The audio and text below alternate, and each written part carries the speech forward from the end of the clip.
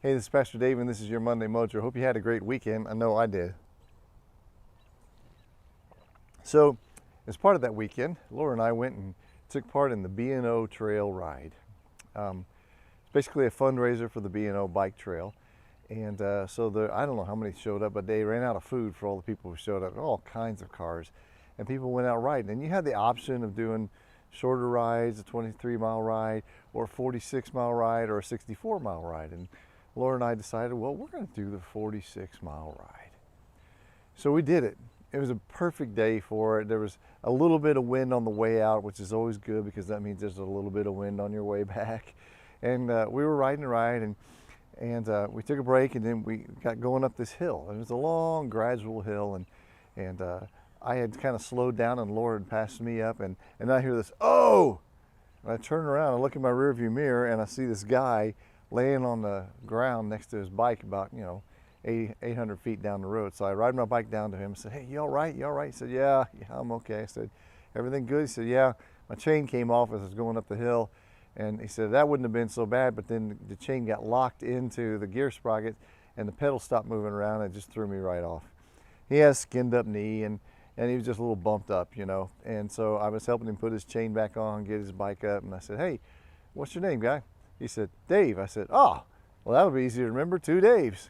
And I said, where you live? He said, oh, on the west side of Indianapolis. I said, well, that's even easier, 2 Daves on the west side. He said, yeah, I live in this little town, a little community called Chapel Glen. I said, that's where I live.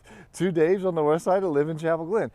2 Daves that live on the west side in Chapel Glen who are pretty serious about riding, because only people who ride 46 miles are pretty serious about riding. We had so much in common, and we'd never met each other before. When I was helping him out, and he was helping us, it got me thinking. Now, Dave and I have a lot alike. We like to ride bikes. We live in this community. We're both white guys. He's probably about my age, I would guess, maybe a little older.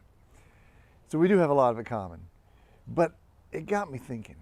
The truth of the matter is, in this world today, where so much emphasis has been placed on what makes us different, what nationality, what group, what ethnic group, what social group, what like group, what color of your skin, what thing you like to do.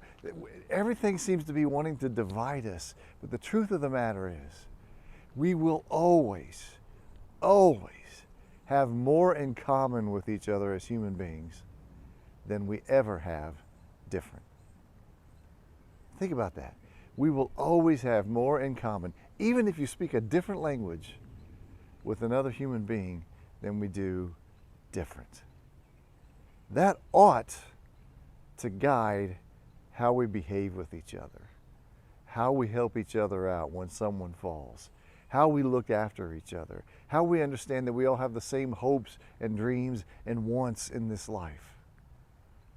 It ought to make us more human with each other. So I beg of you, let's stop dividing ourselves. Let's stop putting ourselves in these different camps and everybody's different, because my friend, just like the 2 Daves from the west side who live in Chapel Glen who like to ride bikes long distances, we have a lot more in common than we have different.